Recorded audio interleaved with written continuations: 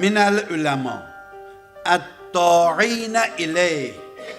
Əgər olmasaydı bir iddə üləma ki, dəvət eləyirlər insanları İmam Zaman Ağaya tərəf.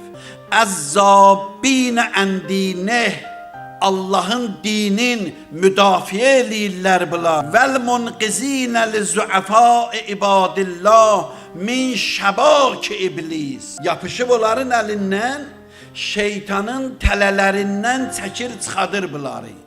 Və mərədəti və şeytanın adamlarının əlindən alır, azad eləyir bu möminləri.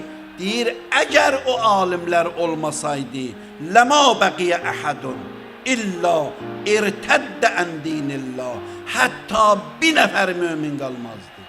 Bir nəfər qalmazdı.